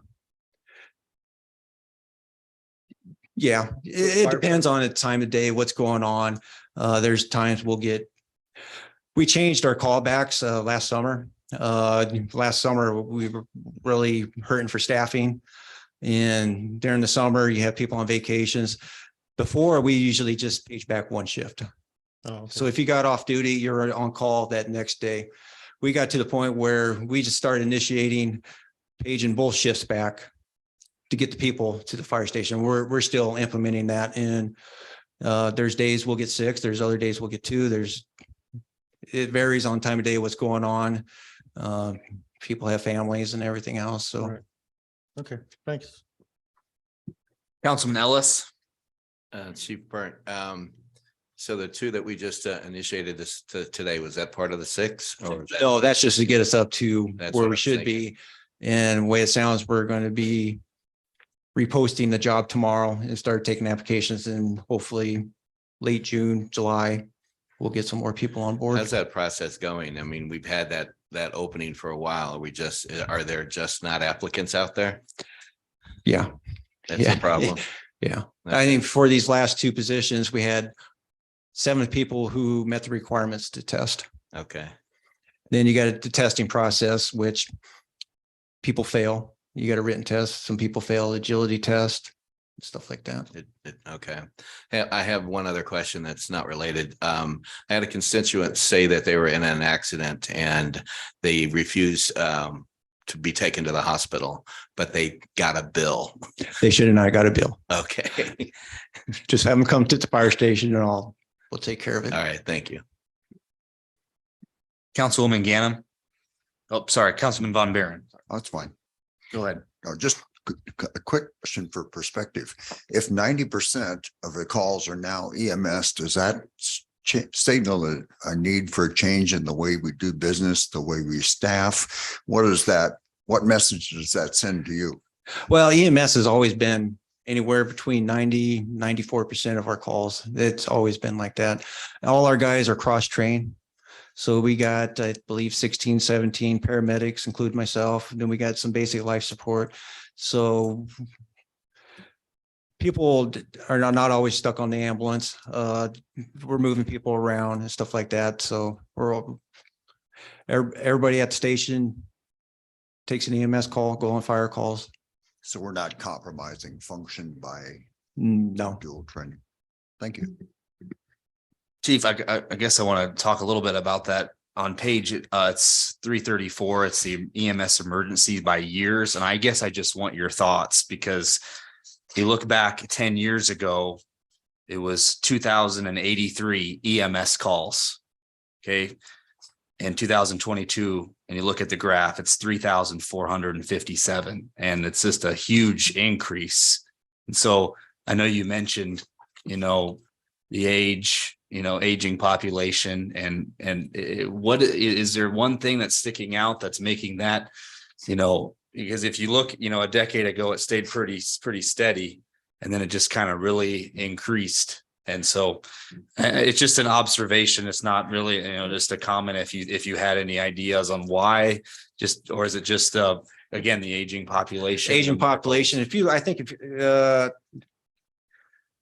The page before that, it has the medical emergency by type by dispatch. If you look at it, falls, 877 falls, and that's most of those calls are the elderly. And if you compare that to one of these charts, maybe 5-6 years ago, I think the numbers would be a little lower. And 877, and a lot of those calls, it's usually the elderly. Thank you. Councilman Sukram, you have any? Go ahead. Councilwoman Ganem. Let me see. Unrelated question. And by the way, yes, falls are the number one issue, older populations. So I've read.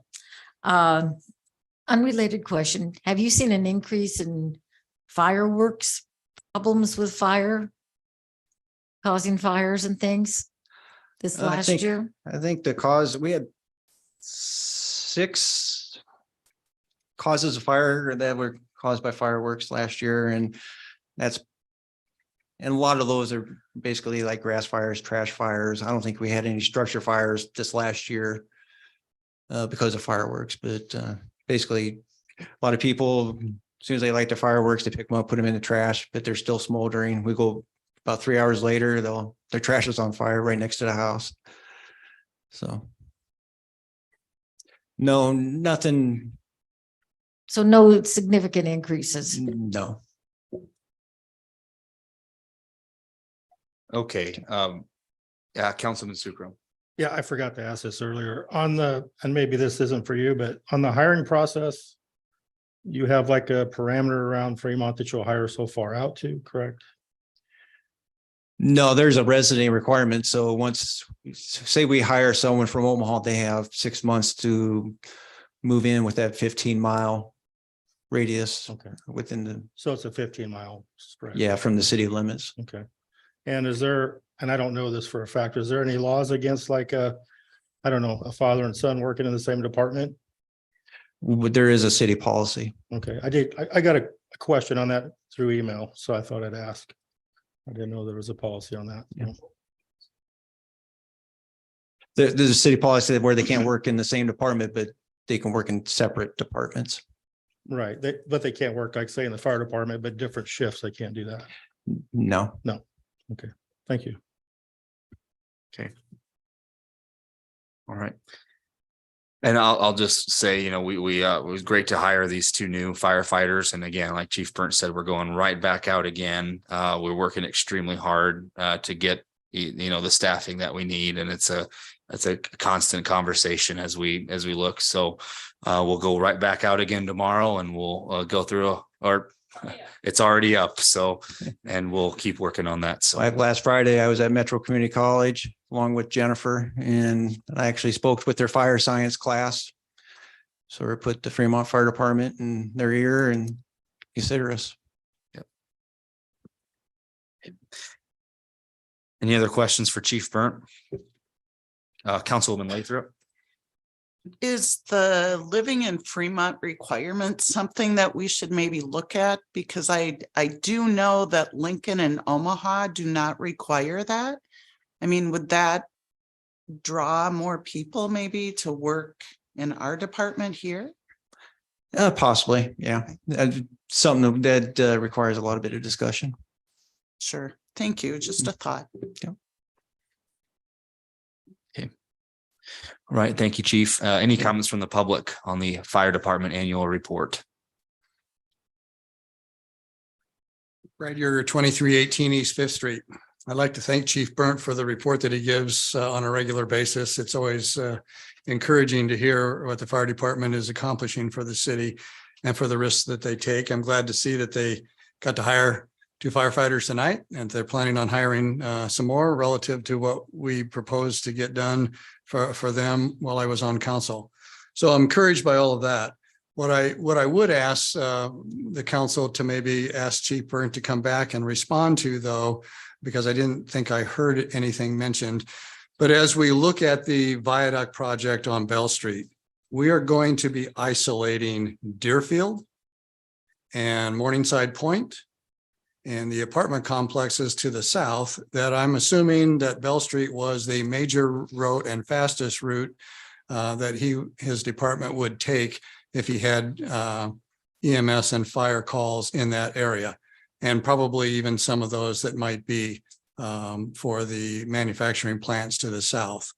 And so given the call times or the response times that he alluded to, I'm concerned that we take adequate precautions relative to his services as we look at that. And I wonder if he has any comment that he could have made that didn't find its way into the report that would give the folks that live in South Fremont some comfort, I guess, relative to their safety during the months of reconstruction on the Bell Street Viaduct. Thank you. Any other comments from the public on the report? Okay, additional comments from council? Councilman Jensen? Just to go to your points about the age and the falls, I guess I kind of wonder if you're, the states of our nursing facilities, even as to care is harder and harder to get. I wonder if we don't have more people living on their own that maybe shouldn't be, and maybe that's why we're getting those calls are coming up. Like I said, it's just a point, not really a question. Councilwoman Ganem? If there are no further comments, I would like to move to receive and file the fire department annual report. Councilman Sukram? I will second. Cast your votes.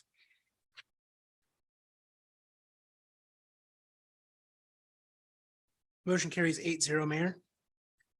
Okay, item 18 is a motion to approve a change to the 7th paragraph of Article 20 of the employee handbook titled Shift Working Fire Department Employees. I'll have staff report from our HR director. Good evening, Jennifer McDuffie, Director of Human Resources. The proposed language change would affect only our fire captains. And what it would do is right now, when we have a holiday, they get paid those hours regardless if they work or not. What this would do is this would allow them to accrue those holiday hours and basically save them to be able to use this time off later. And the policy would allow them to accrue up to a balance of 72 hours. And then once they hit 72 hours, they can't accrue anymore until they use some of those hours. It's very similar to language that was put into several of the contracts or some of the contracts for different people 2 years ago. Yes, that was 2 years ago. That's pretty much it. Happy to take any questions. Okay, any questions? Okay. Seeing none, any comments from the public? Seeing no comments, any additional comments from council? If there are none, I would take a motion. Councilman Von Baron, So moved. Councilman Sukram, I will second. cast your votes. Motion carries 8-0, Mayor. Item 19 is resolution 2023-072, authorizing the mayor to sign an MOU with the IBEW local regarding merit increase after transfer. Jennifer McDuffie, Director of Human Resources again. This MOU was brought forth. There was some confusion within the bargaining unit as far as how an employee progressed and when they were eligible for increases once they transferred to a new position. This MOU basically just outlines what we're doing so that everybody understands and adds that language to the contract. It doesn't change anything from what we are currently doing. So I'm happy to take any questions. Okay. Questions for staff?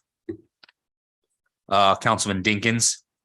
Number 3, second paragraph, it says annually after the 6-month evaluation, the employee shall then be eligible for a performance evaluation, which I understand, and to advance the next higher pay grade step available. Mhm. Is that depending on the evaluation? Yes. Because they the are way I read that eligible. says shall, it doesn't say may advance to the next. They shall be eligible for the evaluation and eligible for the advancement to the next step. Okay, Yes, thank you. you're welcome. Any other questions? Okay, comments from the public on this item? Seeing no comments, additional comments from council. If there are none, I would take a motion. Councilman Sukram, I'll make the motion for resolution 2023-072.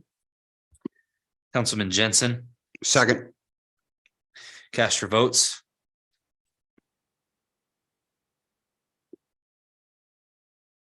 Motion carries 8-0, Mayor. Item 20 is a town hall discussion of the Northeast Nebraska Solid Waste Coalition budget and rates for the fiscal year ending September 30th, 2023. And at this time, Council Member Jensen, who serves on the board, go ahead. Okay, according to the Northeast Nebraska Solid Waste Consortium interlocal agreement, a town hall meeting is held in the 3 largest communities each year to review the coalition's proposed budget and rates. Included in the agenda package is a proposed budget for the fiscal year ending September 30th, 2023. That leaves the rates unchanged at $24 per ton. Balance forward increases of $1.199878 billion, going from $7,172,648 last year to $8,372,346 this year, primarily due to normal operations of the coalition. They took in a lot of garbage. Use fees decreased 115,512 or 3.76% due to a 4,813 ton decrease budgeted tonnage for regular waste. With tipping fees at $24 per ton, budgeted use fees are $2.955.331 million. Interest income increases $50,000 due to an increased budgeted interest rate from 0.15% to 1% this year. Now, personnel costs increased $958 or almost 1%. Personnel costs included a 6% cost of living adjustment and normal merit increase. This increase partially offset by the hiring of part-time clerk at a lower pay grade than the previous clerk. Disposal fees decreased 71,949 or 6.19% due to an increase in fee waste to waste connections. Other professional fees decreased 28,319 due to decrease in the fee from groundwater monitoring. This year's capital outlay is $4,207,200, consists of $3,831,200 for engineering and construction of a cell 6, $11,000 for installation of deep well pumps, and $365,000 for vertical and lateral permit modifications. Also included in the agenda packet is the post-closure care fund budget. The transfer from the operating fund increase $94,880 or 24.77% from $383,120 last year to $478,000 this year. Total funds available for closure, post-closure increased 9.76% from $10,525,996 last year to $11,553,716 this year. Approximately half the increase is due to the interest earnings and half is due to the current year funding. Long story short, we're in a very good shape with our coalition, with our landfill up there. We've got, we have land and we have opportunities to buy more land. We're good there for the foreseeable future, at least the next 40 years, if not beyond that. Okay. Thank you, Councilman Jensen. Are there any comments from the city council in regards to the report? Okay, if not, I will open the town hall. Any comments from the public on this item? Okay, seeing no comments.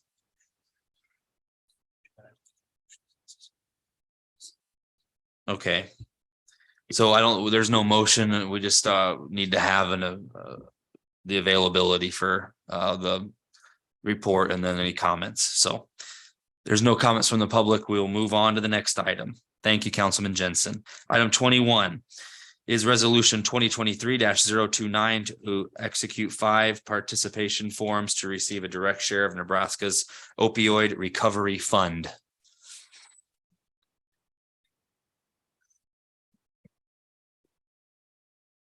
I'll go ahead and take this for Angie. These are settlement agreements that are proposed for your approval to execute. There's five of them in total at this point.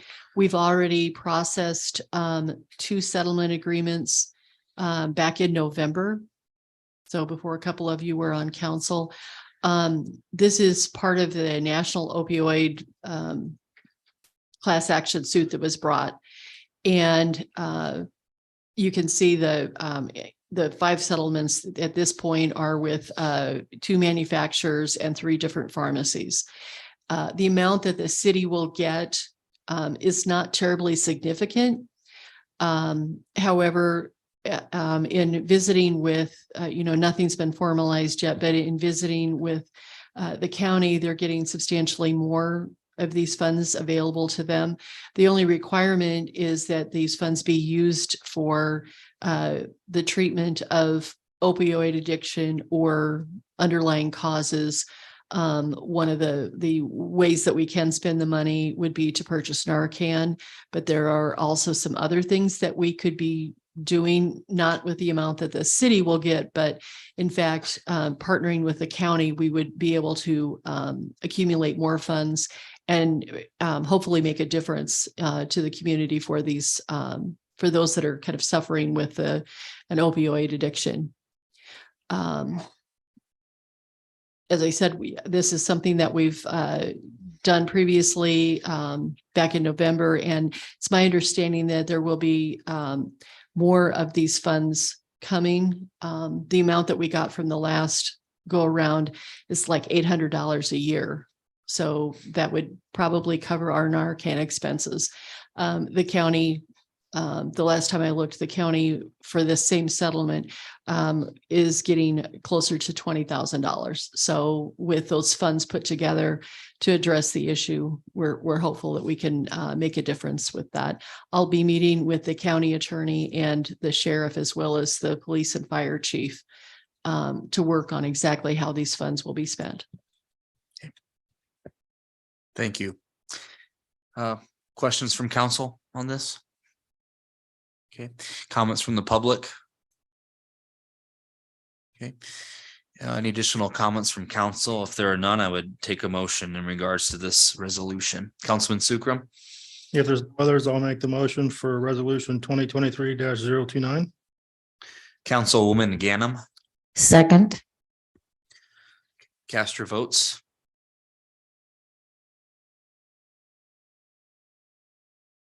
Motion carries 8-0, Mayor. Item 22 is a resolution 2023-073 to accept and approve the contract with Texas A&M Transportation Institute to extend the City of Fremont Railroad Crossing Monitoring Project. I think Jody, is this a Justin? There he comes. Good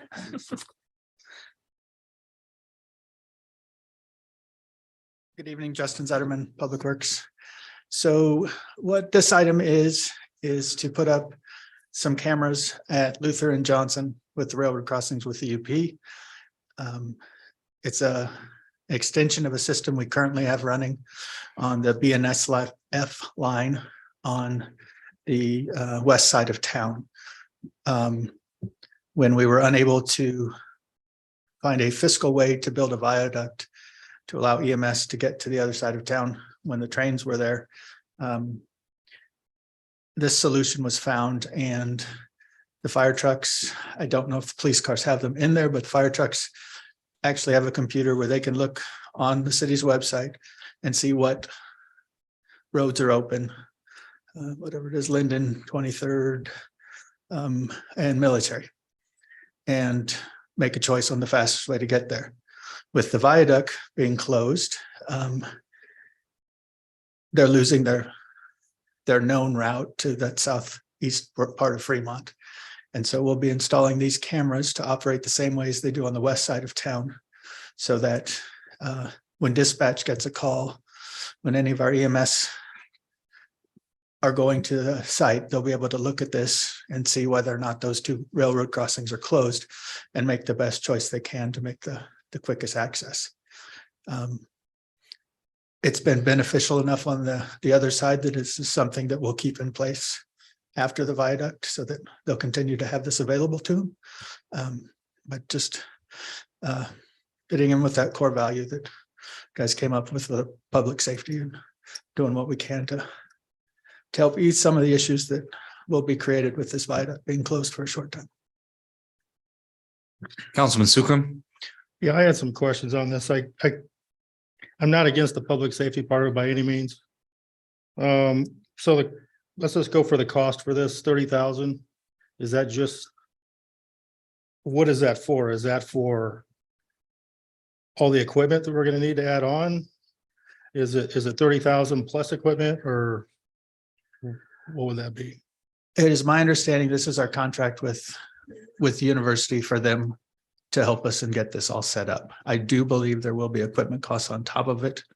I hate to throw a number up, but that's what I was confused about. I want to say it's about $15,000 worth of equipment that will go into that as well. And that'll just. And then who takes care of this? Is it going to be our city employees that take care of it? Is it going to be? Yeah, we maintain the system. You maintain the system. So we're paying $30,000 for us to maintain the system. Is that the way I'm reading that?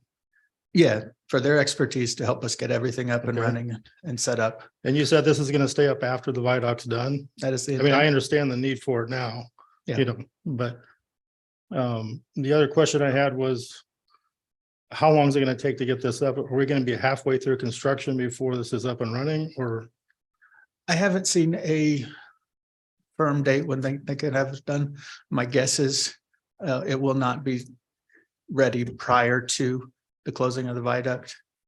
We're still working with UP on some issues, trying to get them to return some information back to us. That's kind of one of my other worries, is we'll be halfway through the project and this won't be. I wouldn't expect it to be that long. I think we're looking more in Are the you going May. to try to set it up with given details on the route for detours and everything else, but that would be kind of mixed in with it, or? Not necessarily in line with this. When we do create the page with suggested detour routes, we certainly could have a link to this on that page to make it easier. And then one of my other questions, since we have this in place, would it be possible to do it in-house at a lot less cost just by adding equipment? I don't believe we can. I think there's more to getting it all set up, calibrated, and everything going. At that point, we're just maintaining equipment. And this is only phase one, correct? We're going to have a phase two at some point down the road. There is some talk of some more intelligent features to it. intelligent, like AI or something? More, some more predictive of. So if it knows a train's coming from one direction, it can give more predictions on when it's going to get to the next and the next spot, I believe is what it is. But Okay. But at this point, we'll have it's open, it's closed, and they'll know when they get to that point. Okay. I just felt like there was not much information. I was kind of scratching my head on. We have this, it's an app, I'm assuming that's what this is, an app. It's on our website. I have been told there is an app Okay. that was created. It's not something I've seen or used before. I've just seen it on the website. That's it. That's all I had. Thank you. Okay, Councilman Ellis. Councilman Sucrum. Go ahead. From my understanding, this is two parts, and the first part is going to be simply cameras identifying a train blocking. Yep. And that they're going to say you guys, it says in the staff report that will be in place before we close down the bridge. It sounds like that's going to be a fairly easy process to put in place. But then the second phase is going to be the sensors that we have over on the west side of town, where you can actually tell the train's coming before it's actually blocking. So I think that total price that we agreed to was 75,000 last time. And that was 3 or 4, but it was sensors. It wasn't photo. So this is definitely photo. Yep. So, and the app that you're talking about is something that we actually created. Okay. We simply just screen scrape off of the city website. So if the city website gets updated, we're screen scraping it and displaying it on an app. And so we do tend to update that as soon as that data is available. Good. Okay, any other questions? Okay, any comments from the public on this? Brad Yerger, 2318 East Fifth Street. And I'm sorry to even bother you with this question, but I would ask the council to give some thought to this in light of the discussions we've had repeatedly in Southeast Fremont about the closures 4 days on end with regards to Luther and Johnson. If we're going to now have cameras in the area, not the sensors, we're just going to have cameras on Johnson and Luther that indicate how long trains are blocking. Does this provide evidentiary evidence that we can use to actually do a better job of finding the railroads and using their funds to pay for things like this? Because they sit down there and block those all the time. And just knowing that they're there is one thing for public safety, but actually being able to utilize that in an evidentiary hearing to say, if the law requires you to move those or split those trains, we have proof. I just encourage you to at least explore that as to whether or not there's a mechanism for cost recovery for the citizens of Fremont. Thanks. Okay, any other comments from the public? Okay, Councilman Ellis. Okay. Thank you, Mr. Zetterman, for being proactive in this, and appreciate your work. All right, any other comments from council? Councilman Von Baron. Just curious from legal, that's an interesting question. I'm not familiar with the dynamics or legalities of rail blockages, but does this give us an option? An option for using the video as evidence for some sort of claim against the railroad. I can tell you that these videos are public records, both for our purposes and in whatever Texas A&M is going to be facilitating and maintaining. I know they're not maintaining after they're installed, but their access, we are subject to whatever public records laws exist in Texas. That was in the agreement. So they were adamant about that for some reason. I couldn't imagine why. But. Oh, okay. I'm just not familiar with the legalities of the railroad crossings. I know it's always a factor. So does this improve our position with the railroad? I guess that's. More video evidence is always better, I believe. So, yep. Okay. Any other comments from council? If there are none, I would take a motion for this item. Councilman Jensen. I'll make the motion to approve resolution 2023-073. Councilman Vaughn, I would second. cast your votes.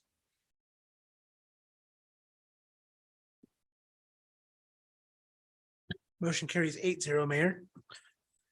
Item 23 is resolution 2023-074 to authorize the mayor to sign the application for federal assistance form to apply for an FAA airport improvement grant for the rehabilitation of runway 1432. Justin Zetterman, Public Works. So at this point, we've got 90% design done on the airport runway replacement, the rehabilitation. And the state has put together all the information we need to now go ahead and apply to FAA for this grant for them to cover 90% of that cost. There are two costs that I mentioned in my staff report. With the 90% plans, our engineering firm, Olson, they have an estimate of cost. And then the estimate of basically the fees and things that will go along with it. And that's, I don't have that number right in front of me, but in that about $5.5 million project, of which we would be responsible for 10%. First time I've gone through this project, so I saw this application show up and I got a bit excited, made a quick phone call. This just, their standard is to put an additional 20% on the application to FAA just to ensure that that grant does not come under what happened. So if something unforeseen was to occur and this price went up significantly, at least the grant would already be there to cover it. We don't, at 90% plans, we have a pretty decent idea of what we're doing. So I don't expect that we're going to be getting into that 20%, but until you dig it out, you don't know. Maybe there's some soil issues underneath that we weren't aware of, things like that. So for this agreement would be for requesting a $6.7 million grant, which we would be responsible for 10% of as this project moves forward. Okay, thank you. Any questions? Councilman Jensen? This, I was at the last airport meeting. This is not going forward this is like a 24 project. Is that not correct? That's what we've requested.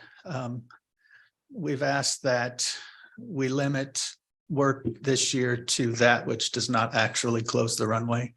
So if there is some utility relocations we can do, if there's a little bit of grading work we can do, we do that while maintaining access to the runway. Well, I know there were some issues. I mean, what's the fixed base operation going to do for the period of time the runway will be down? And I understood that this is obviously at 90%. This is something we need to do, but it's not. We're not staring down the barrel. It's going to be coming up here in a while yet. Yeah, the grant going in, it's due April 1st. They don't actually make the final decisions on that discretionary money until August. And so that's our biggest concern, is if we don't even know that we're getting the money to get the go ahead to do any of this, and we risk opening up a runway that we can't get back in before winter shutdown. We would like to avoid that. The FAA wants to get going on the project, but I think we all want to do it and what's best for the airport overall. So. Yeah. Okay. Any other questions? Okay, thank you. Comments from the public on this item? Seeing none, any additional comments from council? If there are none, I would take a motion. Councilman Jensen? I'll make the motion to approve resolution 2023-074. Councilman Vaughn? And I will second. Cast your votes. Motion carries 8-0, Mayor. And then item 24 is a resolution 2023-075 to enter into an agreement with the Nebraska Department of Transportation, Division of Aeronautics, and to authorize the mayor to sign agency agreement for grant number, long number runway rehabilitation project. Justin Zetterman, Public Works. This is my favorite agreement that we bring up here because basically it means the state of Nebraska is going to do a lot more work than I have to get this done. They will be the direct link with FAA. The money that comes in from FAA will go to them. They will disperse it to us as we make payments to the contractors. If we get this grant and this project moves forward, there's a $20,000 estimated fee for the time that their staff will take. But other than that, it's just very helpful to us. So. All right. Any questions for staff? Okay. Any comments from the public? Okay. Any additional comments from council? If there are none, I'd take a motion. Councilman Sukram. If there's no other discussion, I'll make the motion for resolution 2023-075. Councilman Vaughn. And I will second. Okay. Cast your votes.